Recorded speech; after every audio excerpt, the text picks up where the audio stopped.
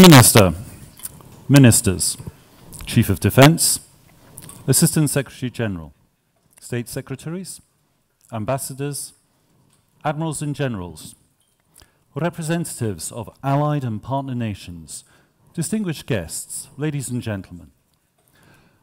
On behalf of the host nation, Slovakia, the NATO International Staff, and Allied Command Transformation, I warmly welcome you to the NATO Resilience Symposium.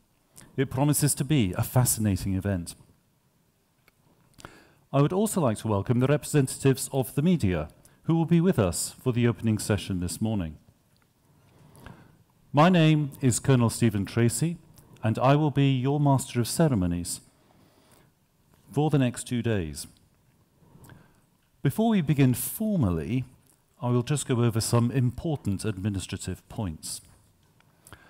First, I hope you have all downloaded the CVent Events app. Everything you need to know about the symposium is there in one convenient location. This includes the agenda, biographies of the panelists and the speakers, reader heads, and useful information. It also contains a post-event survey, which we would strongly encourage you to complete to help us improve future events. It will take less than a minute of your time. If you need any help with the CVent app, please ask any member of the symposium support staff, who can be identified by the green stripe on their conference badges. We are currently sitting in the main auditorium of the hotel. Coffee breaks and lunch will take place just outside to the rear. In case of emergency, please listen to all announcements, and in the event of a fire, please exit the building through the emergency exits, which are clearly marked. If you need to call the emergency services, the number is 112. And please remember to wear your conference badges throughout the event. Finally, can I remind you that the content of the presentations and discussions should remain at the unclassified level, and to encourage honest and open discussion, the whole conference will take place under the Chatham House rule. Ladies and gentlemen, we have prepared a full agenda for you. We are very fortunate to have with us subject matter experts from across NATO, allied and partner nations, academia and industry to help unpack some of the complex topics that address how NATO at 75 can and is delivering resilient deterrence and defense. To start, I now have the honor of introducing our gracious host, Slovak Prime Minister Robert Fico, for his welcoming remarks. Prime Minister, the floor is yours.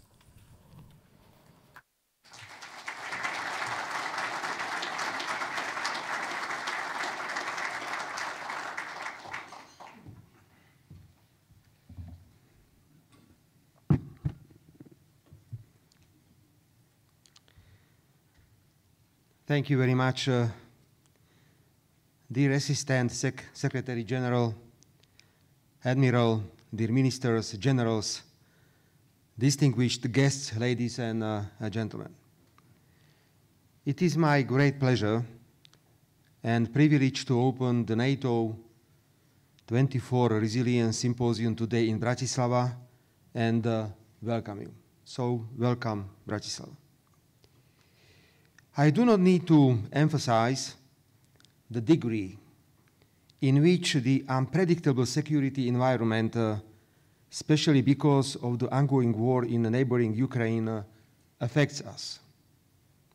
However, we need to see not only the eastern flank, but also our broader, highly contested security environment in the Euro-Atlantic area.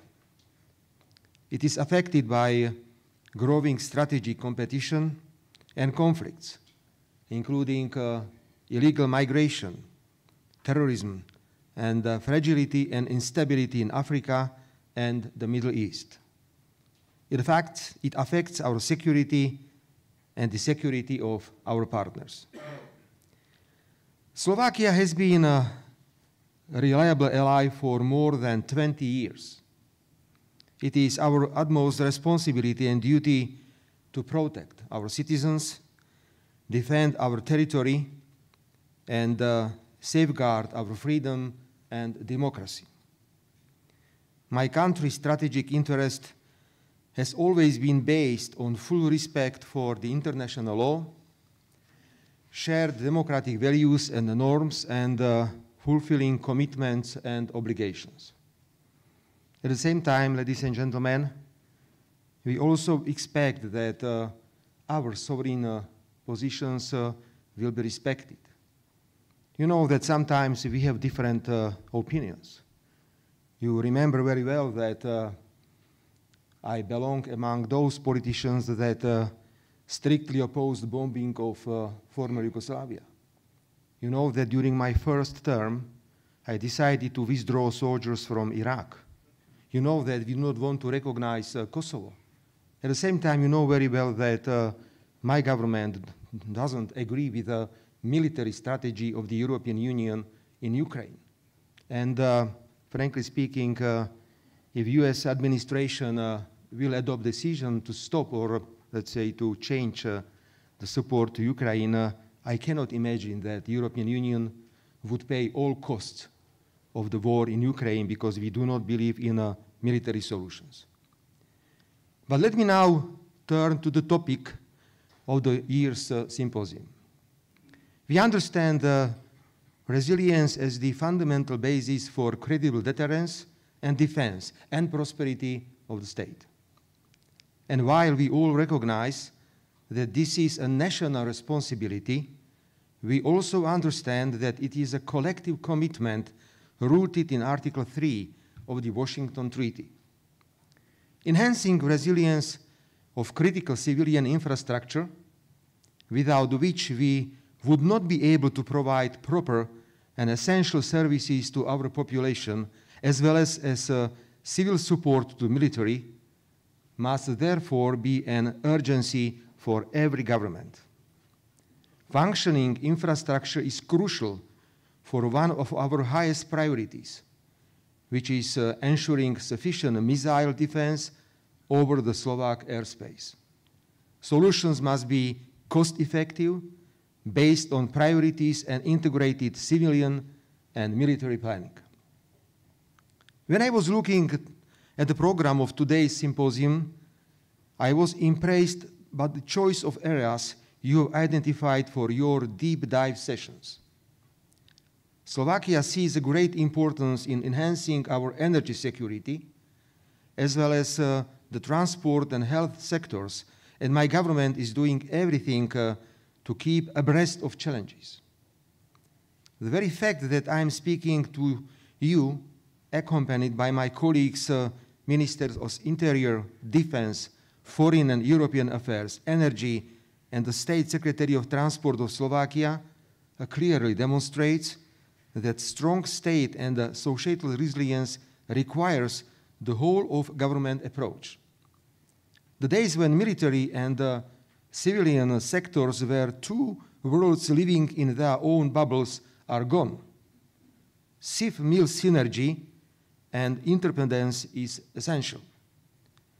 Our armed forces heavily depend on the civilian infrastructure, like roads, bridges, railways, hospitals, etc., etc. And there cannot be proper defense of the civilian population without functional armed forces. One does not exist without the other.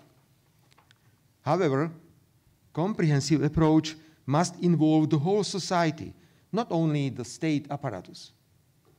Slovakia is eager to hear from other allies about the best practices and lessons learned which could be beneficial for us when building our own effective resilience system on the interministerial level with a one focal coordinating element. There is no doubt that we need to be more proactive in reaching out to our citizens, whether through our focused and responsible communication in person or through social media. We need to increase trust in state institutions, prevent polarization, and thus contribute to overall resilience. Dear ladies and gentlemen, I appreciate the immense amount of work that NATO and allies invested in strengthening our resilience. Cooperation with the European Union is this era in the cornerstone of our security. Cooperation with the partnering countries from the East and the South should not be neglected. Alliance must build strong ties with other international organizations, but also with the private sector, which owns much of the critical infrastructure. Dear participants, dear guests, I wish you a very successful symposium and fruitful discussions. Thank you very much for your attention.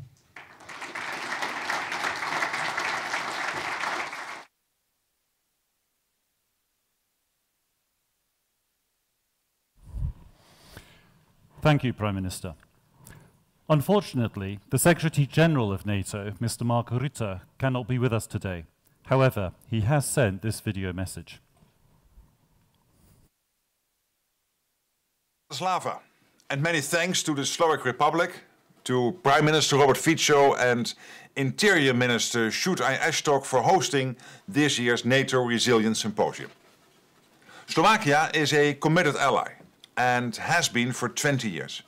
You contribute to our shared security in many different ways. You host the NATO battle group in Slovakia. You contribute troops to our forward presence in Latvia. And you are also one of the allies now spending 2% of GDP on defense. I very much welcome this. Let me also thank Assistant Secretary General Angus Lapsley and Vice Admiral Simon Asquith from Allied Command Transformation for co-organizing this event. It's my first Resilience Symposium as NATO Secretary General. Many thanks to the Prime Minister for the kind invitation, and sorry I cannot be there in person. Resilience matters more than ever in these turbulent times. The recent flash floods in Spain as well as in Slovakia, Poland and elsewhere in Central Europe are just one painful reminder of that. The symposium offers a great platform to reflect on how we can best deliver on our recent decisions from Washington and further build up resilience among allies and with partners, civilian and military. So I am pleased to address you all today. Let me start by applauding the tremendous progress achieved since 2014. You have helped make us more resilient and ready for whatever may come our way.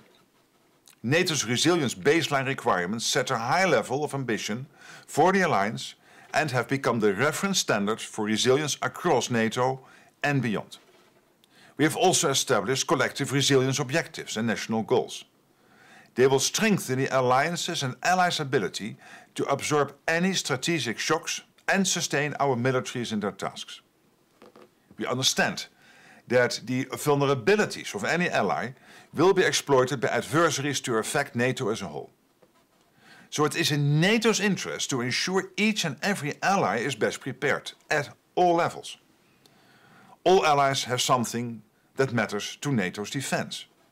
Resilience is not a military or a civilian matter. It is a whole of government and a whole of society responsibility. And that is why allies decided to integrate civilian planning into national and collective defense planning. This will ensure that we are ready to execute our plans faster, anywhere and under any circumstances. But there is more work to do. We need to double down on building a shared culture of resilience across the Euro-Atlantic. And we need to continue building our resilience community, with many of you present in Bratislava today, along with academics, industry, and NATO centers of excellence, and other international organizations, especially the European Union. NATO and the EU need to leverage our advantages and expertise in tandem to keep our population safe. Neither organization can do it all. Let us also cast a broader net to harness best practices from around the world, whether from partners in the Indo-Pacific region, from Ukraine or other like-minded partners. We all have much to learn from one another in this community. You can count on NATO under my leadership to continue to work with all of you to enhance resilience. Together, we can better resist the growing pressure from those who seek to exploit our vulnerabilities. So as you meet in Bratislava over the next 2 days, I count on all of you to propose bold ideas to inspire our work for years to come. Thank you very much, and I wish you an excellent event.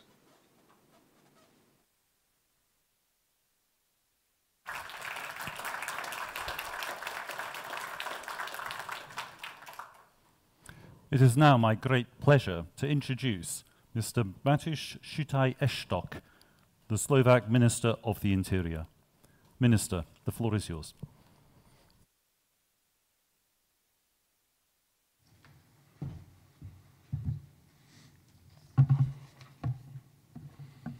Dear Prime Minister, Assistant Secretary General Lepsley, Vice Admiral Esquint, dear Ministers, States, Secretaries, Generals, ladies and gentlemen, as a Minister and a government official responsible for coordinating the effort of building national civil resilience, allow me to say a few words and follow up on our Prime Minister.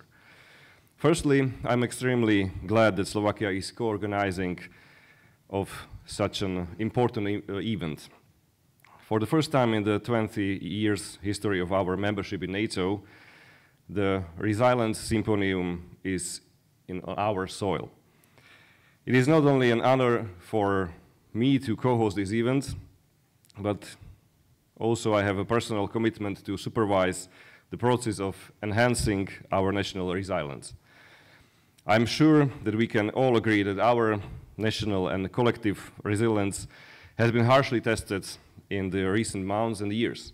First, the pandemic hit us hard, and then in our neighborhood, conflict started in Ukraine, and is challenging our stability of the geopolitical environment in Europe. Sadly, there is no more salient practical experience than lessons stemming from the war.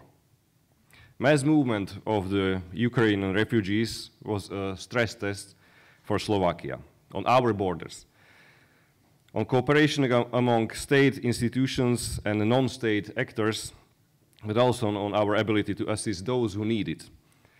We learned our lessons well, and as already mentioned by our Prime Minister, situations like this requires a whole of society approach, close cooperation between ministries, military, local administration, NGOs, but also international bodies, and of course our population.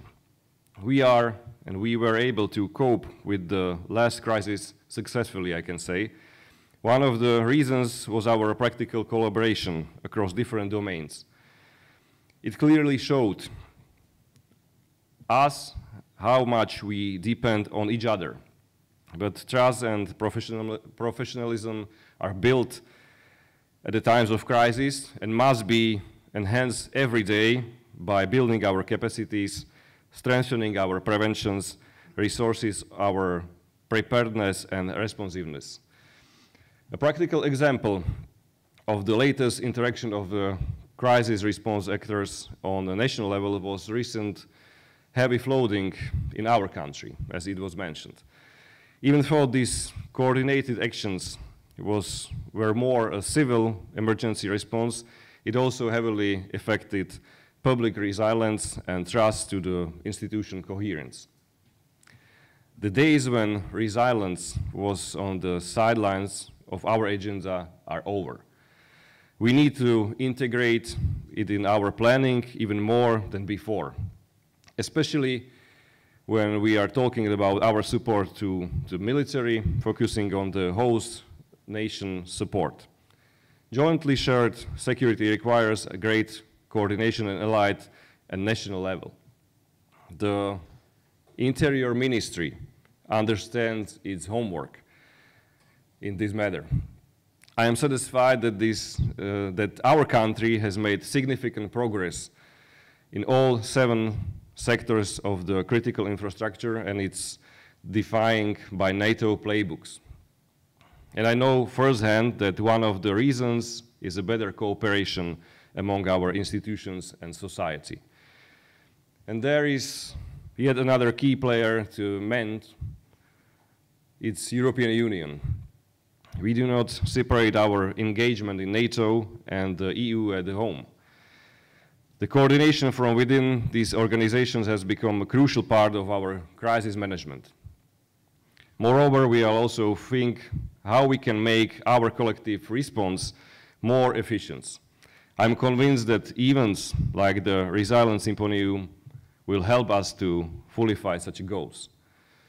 Dear ladies and gentlemen, let me wish you a very successful symposium full of new ideas which can help us in all our common efforts. Stay resilient and please enjoy Bratislava. Thank you.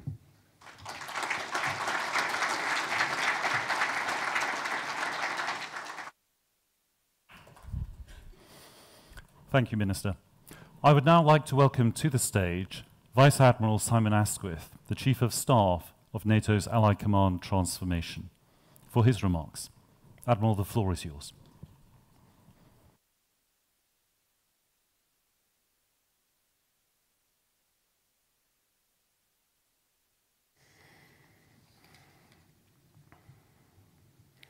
Prime Minister, Ministers, representatives of the Government of Slovakia, Chief of Defence, Assistant Secretary General for Defence Policy and Planning, ambassadors, generals, representatives of allied and partner nations, ladies and gentlemen, good morning.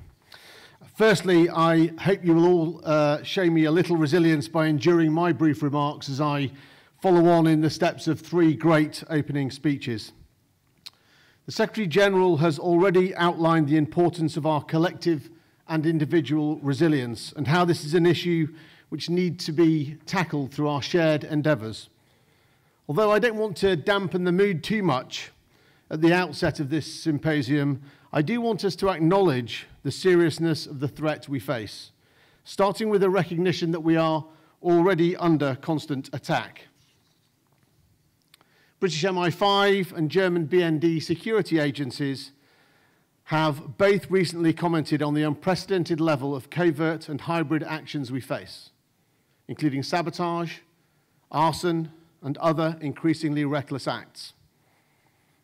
Both organisations identified Russia as having moved from regular, if that's the right term, cyber and information warfare into physical actions. We have break-ins at water plants in Finland, arson attacks in factories involved in supplying our defence industry, and recently, even more worryingly, explosive devices in our logistics chains. When you add that to attacks on our underwater systems in the Baltic, our infrastructure is very clearly at risk. I think it would be fair to say that in the past, we have perhaps let our guard down. In an interconnected world, we now find ourselves more vulnerable than ever, being only a few damaged underwater cables or a bold cyber attack away from potentially catastrophic consequences, all of which has been made worse by our previous decades of underinvestment, when all too often we regarded spending on resilience as an unnecessary overhead because the threat seemed remote. In many nations, we have paid scant regard to understanding our own resilience and to ensuring that we have an actionable plan for times of crisis. This makes for a complicated picture, especially when we consider resilience across 32 nations, where the strands of resilience, which cross national borders, which run between civil and military assets, and speak to human as well as physical forms, are all interwoven strands of a single tapestry which forms NATO's resilience. Today, every ally has its own specific concerns and vulnerabilities, with overlapping lines of authority and different ability to openly share their position, all of which makes for something which looks more like a patchwork quilt, perhaps, than a beautiful tapestry, something we'll be exploring in session 1. But step 1, I think, is acknowledging that although we have definitely found a greater sense of urgency and we have definitely made some progress, there is still much more to do. Step 2 is then about finding ways of discovering within that patchwork the very many strengths and advantages that come from working at 32. Ultimately, Conferences like this are where we get the chance to exchange ideas, learn from one another, and benefit from the huge volume of expertise, experience, and opportunity which our fantastic alliance offers. We could perhaps draw some examples from our very newest member, Finland, who I think have really tackled resilience head-on, including, for instance, the expectation that all citizens should have what they need at home to last for 72 hours in the event of a crisis or emergency, or a large, competent reserve force generated through conscription, creating not only military resilience in their reserve, but also mental resilience in their population. It is vital that we together seek to better understand and define the challenges, the risks, and the opportunities which we collectively face, and help the Alliance towards a whole-of-society approach to resilience. This is crucial, both because Sakure needs to understand and plan how he will fight tonight if he needs to across the whole of his area of responsibility. But secondly, we also need to understand where we must invest our intellect and our finance to improve resilience and be set for a fight tomorrow. Before closing, I just want to take a moment to thank all of those who've made this event possible, including our very gracious hosts here in Slovakia, our colleagues from the international staff, and my own team from Allied Command Transformation. Thank you to you all. And thank you to you, the attendees, in anticipation of your active participation in this event. Thank you.